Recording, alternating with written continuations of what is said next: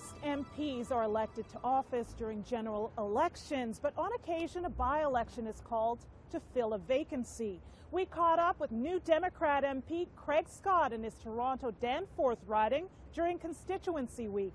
Elected earlier this year, we talk about his riding, his role, and his growth as an MP over the last several months. Bonnie Bray, up and down. And then same with Monarch Park, and then once we finish that, we come over and we go right along Mortimer. Canvassing a Toronto-Danforth neighborhood ahead of his preventative health care forum, MP Craig Scott and volunteers are spreading the word. Hi, how are you? My name is Craig, your local MP. How are you doing? Nice to meet you too.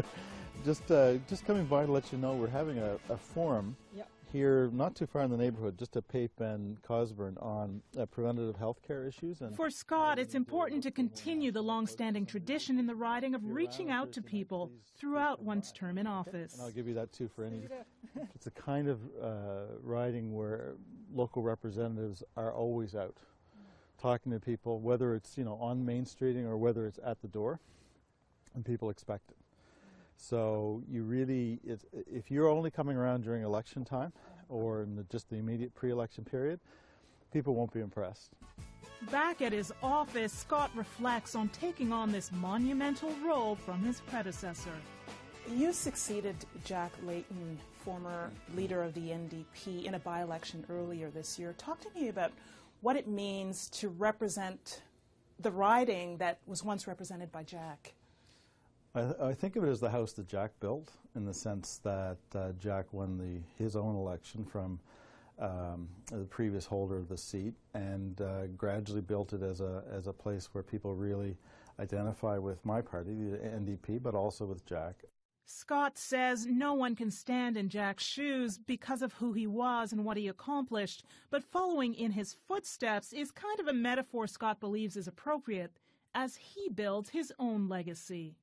People now understand that what I have to offer, how I'm a bit different, but how I'm following in Jack's footsteps with very similar values, and I think a bit of a similar disposition, that I both am oriented towards dialogue, trying to keep things civil and constructive, but I can also be a fighter.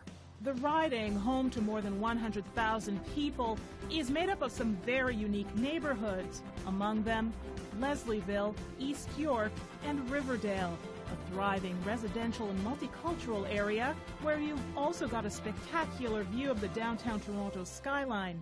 There's also the Danforth Mosaic. Within it is sort of a little Ethiopia. There's at least a dozen new restaurants.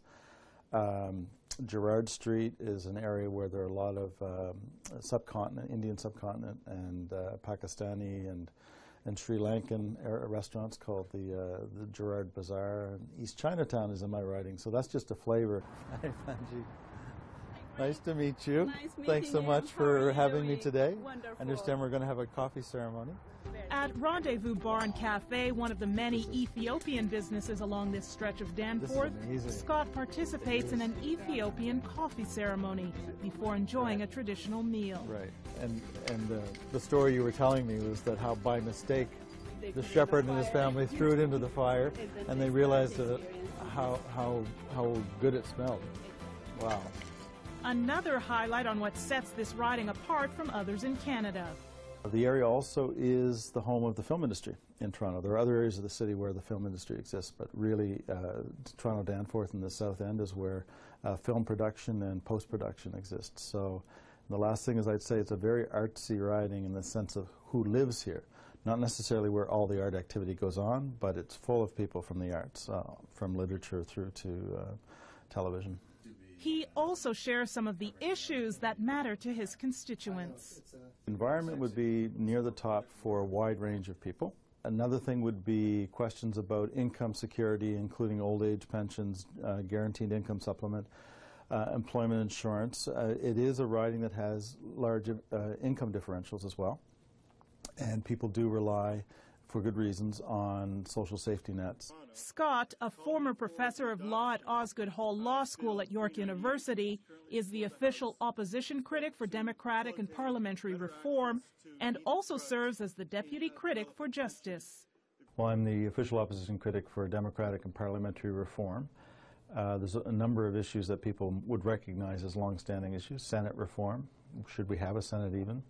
Questions about our electoral system, whether or not some proportional representation should enter into the system. Scott later takes us on a tour of the very vibrant Greektown community. 14-hour workdays are the norm for this MP, and he's learned some valuable lessons in his role over the last several months. You're constantly on the go, and you have to constantly be on, because people are wanting to interact with you, as they well should want to, and you can't afford to not to be listening and learning all the time.